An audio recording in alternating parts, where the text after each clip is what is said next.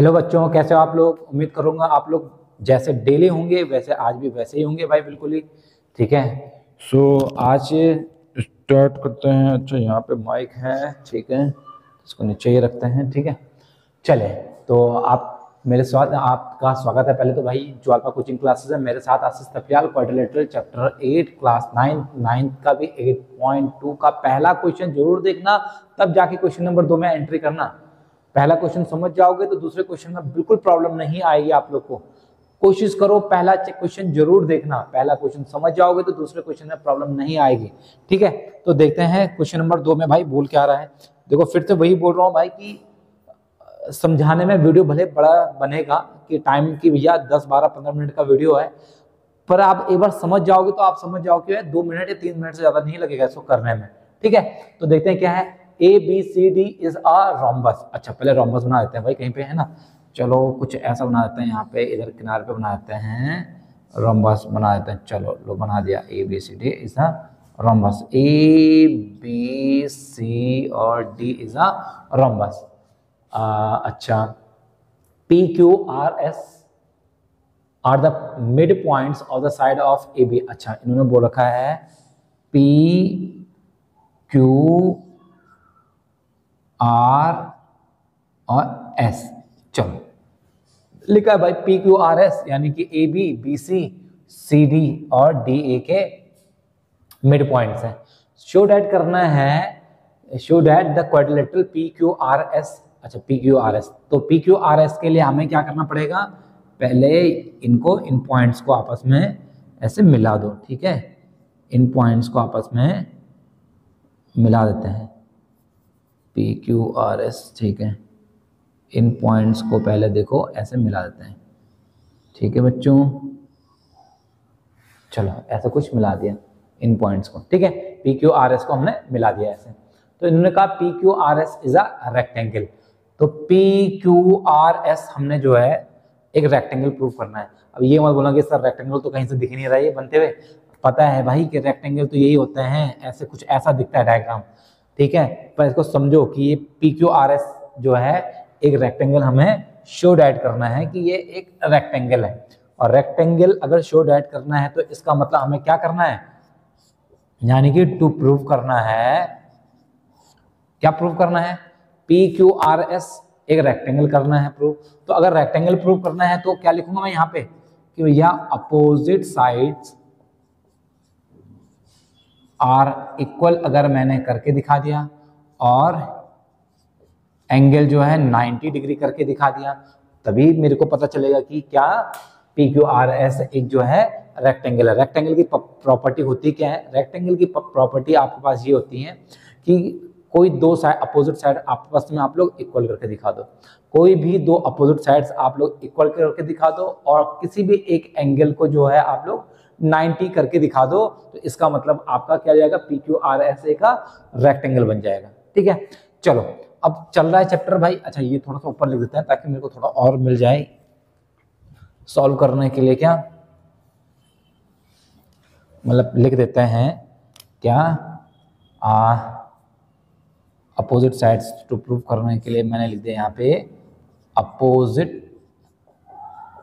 Sides are equal. एक ये करके दिखाना है, और एंगल जो है 90 ये करके दिखाना है, ठीक है। कोई भी एक एंगल 90 करके दिखाना है। तो चलो ये प्रूव करके दिखा दिया, अपोजिट साइड इक्वल, कोई भी एक एंगल, यानी कि चाहे ये एंगल हो, ये एंगल हो, चाहे ये एंगल हो, चाहे ये एंगल हो, अगर आपने क्या करके दिखा दिया 90 करके दिखा दिया, तो इसका मतलब वो आपके पास रेक्टेंगल होगा। अब मिड पॉइंट थ्योरम की बात हो रही है, तो मिड पॉइंट के लिए कोई दो ट्रायंगल चाहिए हुए, तो मैंने ये दो ट्रायंगल के लिए क्या करा बच्चों, इन दोनों को आपस में ऐसे डॉट डॉट डॉट करके कर दिया, AC एक डायगोनल बना दिया। AC एक डायगोनल बनाया तो सॉल्व कर रहा हूं मैं, यहां से स्टार्ट कर रहा हूं सॉल्यूशन। देखो सॉल्यूशन स्टार्ट कर रहा हूं मैं यहाँ पे, और लिख रहा हूं यहाँ पे in triangle ACD। ACD ACD एक ट्रायंगल मैंने बना दिया। ACD एक ट्रायंगल, इस ट्रायंगल की बात हो रही है। ACD अगर एक ट्रायंगल है तो मैं यहाँ पे लिख सकता हूं क्या, S and R is a mid point, अच्छा मिड पॉइंट्स, अच्छा एस बी और आर बी दोनों देखो मिड पॉइंट्स हैं। अब मिड पॉइंट्स हैं अगर मेरे पास एस और आर, तो मैं लिख दूंगा यहाँ पे कि एस आर जो है पैरेलल हैं ए सी के, ठीक है। अगर वो मिड पॉइंट है तो एस आर जो है पैरेलल हो जाएगा ए सी के। एंड अगर ये पैरेलल हैं तो ऐसे तो लिख सकते हैं हम कि S R is half of A C के, तो ब्रैकेट में लिख दो by mid point theorem. By mid point theorem से हमने क्या दिखा दिया भैया कि एस आर पैरेलल हैं ए सी के, तो एस आर अगर पैरेलल हैं ए सी के तो एस आर हाफ हो जाएगा ए सी के। चलो एक चीज तो हमने ये करके दिखाई, ठीक। दोबारा फिर हम क्या कर रहे हैं, एक और ट्रायंगल ले लेते हैं। In triangle A B C, A B C, A B C एक ट्रायंगल और ले लेते हैं, ठीक है। लिख लेते हैं थोड़ा यहाँ पे सही से, in triangle A B C. A B C triangle कौन सा, ए बी सी निचला ट्रायंगल।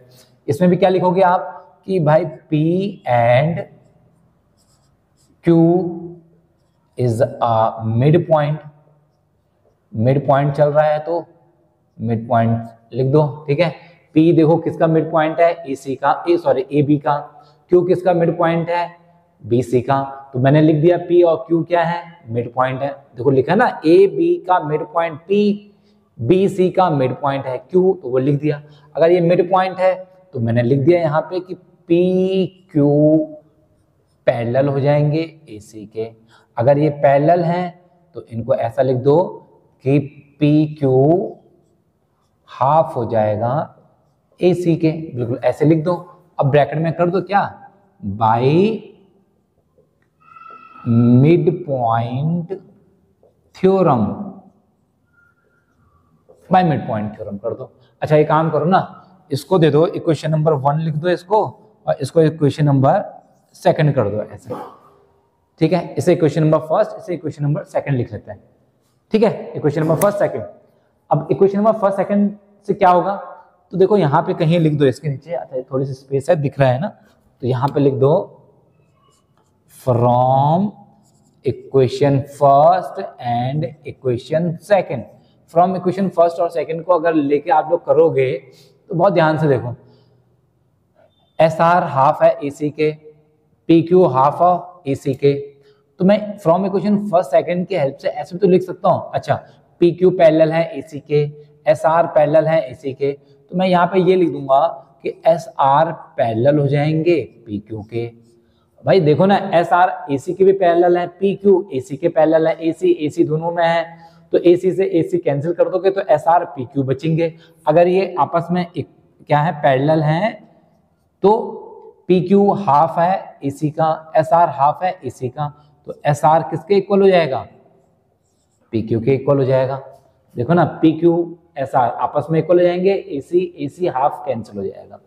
अच्छा अब हमें क्या पता चल गया, हमें पता चल गया कि एस आर और पी क्यू आपस में पैरेलल भी हैं और इक्वल भी हैं। और ये किसके साथ होता है, ये तब होता है जब आपका पैरेललोग्राम की प्रॉपर्टी है। तो लिख दो आप लोग कि P Q R S, P Q R S is a parallelogram. ये हमने दिखा दिया पहले, ये तो हमने पहले निकाल दिया कि भैया पी क्यू आर एस एक पैरेललोग्राम है। बहुत ध्यान से देखना, पहले ऊपर का ट्रायंगल लिया, फिर नीचे का ट्रायंगल हमने लिया। नीचे कौन सा, ए बी सी, ऊपर ए डी सी।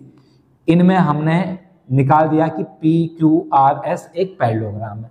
पैरेललोग्राम की प्रॉपर्टी क्या है, अपोजिट साइड्स पैरेलल और इक्वल। तो हमने करके दिखा दिया इसको, ठीक है। इतना पहले इतना समझ में आया बच्चों, क्या हुआ। अच्छा अगर आप लोगों को समझ में आ गया तो अब देखो क्या कर सकते हैं भाई हम। अब हमें चलो एक और चीज देखते हैं। अच्छा पैरेलल भी हैं, इक्वल भी हैं, तो अपोजिट साइड इक्वल हैं, तो यानी कि अपोजिट साइड अगर इक्वल हैं तो अपोजिट साइड इक्वल किसमें होती हैं, अपोजिट साइड जो है रेक्टेंगल में। यहाँ पे करते हैं, ठीक है। इसके आगे का जो है कोशिश करते हैं यहाँ पे करने का, करते हैं इतने में आ जाए, ठीक है। अच्छा अपोजिट साइड तो पैरेलल हमने करके दिखा दिया, पैरेललोग्राम, पैरेललोग्राम यानी कि पैरेललोग्राम रेक्टेंगल हो सकता है क्योंकि अपोजिट साइड हमने इक्वल करके दिखा दिया। अच्छा, अब मैं इसमें क्या कर रहा हूँ, ईच किसी भी एक एंगल को 90 शो करना है। अब 90 शो करना है तो 90 शो करने के लिए बच्चों मैं क्या कर रहा हूँ, इस dot dot dot dot dot dot को, इसको भी देखो एक और डायगोनल मैंने बना दिया। अच्छा, एक और डायगोनल बना दिया तो इन डायगोनल के भी कुछ पॉइंट्स दे देता हूँ। इसका नाम चलो मैंने ओ दे दिया, इसका नाम मैंने एल लिख दिया और इसका नाम भी मैंने यहाँ पे एम ऐसे लिख दिया है पहले, ठीक है। अच्छा, अगर मैं यानी कि यहाँ पे एक भी एंगल अगर 90 करके ऐसा दिखा दूं क्या कि ईच एंगल या कोई भी एक एंगल अगर 90 ये दिखा दो, ये दिखा दो, चाहे ये दिखा दो, अगर एक भी एंगल मतलब चाहे एस निकालो, चाहे आर निकालो, चाहे क्यू निकालो, चाहे पी निकालो, कोई भी एक एंगल आपने पहले समझ लो, उसके बाद तो फिर हम कर ही लेंगे आगे। कोई भी एंगल अगर हमने 90 दिखा दिया, चाहे ये दिखाओ, चाहे ये दिखाओ, चाहे ये दिखाओ, चाहे ये, अगर एक भी एंगल हमने अगर 90 दिखा दिया करके तो इसका मतलब ये आपका क्या हो जाएगा। देखो मैंने क्या बोला था स्टार्टिंग में, अपोजिट साइड आर इक्वल, तो भैया अपोजिट साइड आर इक्वल करके दिखा दिया, ठीक है। अपोजिट साइड आर इक्वल करके दिखा दिया। अब कोई भी एक एंगल यानी कि ये हो, चाहे ये हो, चाहे ये हो, चाहे ये हो, एस पी क्यू आर में से कोई भी एक एंगल 90 करके दिखा दो। अगर 90 करके दिखा दिया आपने तो वो क्या हो जाएगा, आपका रेक्टेंगल हो जाएगा, ठीक है। इतना समझिए पहले आप। चलो देखते हैं इसको, ठीक है, जो मैंने पहले समझाया था आपको। अब एक चीज बताओ बच्चों, चलो नोट करके मैंने बता दिया आपको क्या, एस आर पैरेलल है ए सी के। देखो अगर देखो ना, कोई एक लाइन अगर इस लाइन के अगर पैरेलल है तो इसके हाफ लाइन भी तो इसके हाफ लाइन के पैरेलल ही तो होगा। अगर कोई एक छोटी लाइन बड़ी लाइन के पैरेलल है तो अगर मैं इस लाइन को इस लाइन के इक्वल करूंगा तो ये भी तो इसके पैरेलल ही होगा। तो वही चीज बोला गया यहाँ पे कि अगर एस आर पैरेलल है ए सी के तो जो ये अगर इस एस आर को मैं छोटी लाइन कर दूं, एम आर कर दूं, तो एम आर भी तो पैरेलल हो जाएगा ओ एल के। ये पैरेलल है इसके, तो यानी कि ये यहां से ये इतना ये लाइन ये भी पैरेलल हो जाएगा इसके, ठीक है। तो यानी कि एम आर ओ एल के पैरेलल हो जाएगा, जो कि मैंने यहाँ पे लिख के बता दिया। इसी तरीके से आर क्यू अगर पैरेलल है डी बी के पैरेलल है, तो इस आर क्यू लाइन को अगर मैं छोटी लाइन बना दूं ऐसे आर एल, तो आर एल किसके पैरेलल हो जाएगा, एम ओ के पैरेलल हो जाएगा। मतलब आर क्यू अगर पैरेलल है डी बी के तो आर एल पैरेलल हो जाएगा एम ओ के। ये भी मैंने यहाँ पे करके बता दिया है आप लोग को, ठीक है। ये दो चीजें बहुत ध्यान से देखना, यहाँ पे ये दो चीजें मैंने करके बता दी। अब ये चीज तो हमें क्लियरली पता चल गया क्या कि आर एल पैरेलल कर दिए हमने किसके, एम ओ के, ठीक है। उसके ऊपर हमने क्या दिखाया कि एम आर पैरेलल है ओ एल के, ठीक है। तो इससे पता चल गया कि जो ये क्वाड्रिलेटरल है ये, यानी कि एम ओ एल आर, ये क्या है, एक पैरेललोग्राम है। ये तो हमें पता चल गया। अब ये पैरेललोग्राम एक रेक्टेंगल हमें देखो बताना है। पहले तो हमने बता दिया कि एम ओ एल आर क्या है, एक पैरेललोग्राम है, जो कि मैंने यहाँ पे लिख के बता दिया है कि ये क्या है, पैरेललोग्राम है। अब पैरेललोग्राम है, अब एक चीज और बताओ आप लोग कि डी ए बी सी क्या था, ए बी सी डी क्या था, एक रोम्बस था। देखो रोम्बस है, अगर रोम्बस है तो रोम्बस में होता क्या प्रॉपर्टी की, जो इनके डायगोनल होता है ईच अदर जिस पॉइंट पे होता है वो जो आपस में एक दूसरे को मीट करते हैं ना यहाँ पे, ये तो यानी कि 90 डिग्री का एंगल बनाते हैं, ये भी हमें पता है। रोम्बस होता क्या है, रोम्बस में जो डायगोनल एक दूसरे को जहां पे कट करते हैं वहां पे वो 90 डिग्री का एंगल बनाता है। तो यानी कि ये 90 डिग्री का एंगल बनाता है। अगर ये 90 डिग्री का एंगल बनाते हैं, ठीक है। अब हमें पता ये भी चल गया कि एम आर एल ओ क्या है, पैरेललोग्राम है। पैरेललोग्राम की प्रॉपर्टी क्या होती है, अपोजिट एंगल आपस में क्या होता है, इक्वल होते हैं। तो यहाँ पे हल्का सा बना के दिखाता हूँ मैं आपको, जैसे इसको ना ऐसे देखो, ऐसे कुछ ऐसा यहाँ पे करके बताते हैं, ओ एल आर एम, तो ये 90 है तो ये 90, क्यों, क्योंकि ओ एल आर एम एक पैरेललोग्राम है। अगर ये पैरेललोग्राम है तो पैरेललोग्राम की प्रॉपर्टी क्या होती है कि अपोजिट साइड्स आर इक्वल होते हैं। तो अगर भाई ये पैरेललोग्राम आपने देखो दिखा दिया ना कि M O L R is a parallelogram, ये पैरेललोग्राम है। अगर ये 90 होगा तो ये 90 होगा। क्यों? क्योंकि पैरेललोग्राम की प्रॉपर्टी क्या होती है कि अपोजिट साइड्स आर इक्वल। तो मैंने यहाँ पे लिख के दिखा दिया कि angle O is equal to angle R, यानी कि अगर ये 90 है तो ये भी 90 है। क्यों? Opposite side of a parallelogram. Bracket में देखो मैंने लिख के बता दिया। तो अगर एंगल O R इक्वल है तो एंगल R क्या हो जाएगा? 90 का हो जाएगा। क्यों जाएगा? क्योंकि ब्रैकेट में ये भी आपको दिखाना पड़ेगा कि angle O is equal to 90 degree, क्योंकि डायगोनल ऑफ अ रोम्बस है इसलिए वो 90 डिग्री है। अगर 90 डिग्री है तो लिख दोगे सीधे सीधे आप लोग क्या, ये लिख दोगे कि PQRS इज अ रेक्टेंगल। देखो बहुत ज्यादा मतलब कंफ्यूज मत होना, कुछ नहीं करना है इन दो में। इस पूरे रोम्बस में हमने क्या करा, PQSR को हमने इक्वल करके दिखाया। क्योंकि अगर ये देखो पहले दिमाग में सोचो, रेक्टेंगल होता है क्या? रेक्टेंगल होता है अपोजिट साइड्स कोई भी इक्वल करके दिखा दो और कोई भी एक एंगल जो है 90 करके दिखा दो। तो हमने PQ और SR आपस में इक्वल करके दिखा दिया था। PQSR हमने इक्वल करके दिखा दिया। उसके बाद हमने क्या करा, BD और AC डायगोनल की हेल्प से हमने इस एंगल को भी हमने 90 करके दिखा दिया। ये 90 मिल गया, अपोजिट साइड्स आर इक्वल हो गई, तो इसका मतलब PQRS क्या है? एक रेक्टेंगल है। ठीक है, सो इसको आप लोग नोट करिए, अच्छा क्वेश्चन है, आ सकता है आपके एग्जाम वगैरह में। सो मिलते हैं कल नए वीडियो के साथ। जय हिंद, जय भारत और जय उत्तराखंड। बाय बच्चों।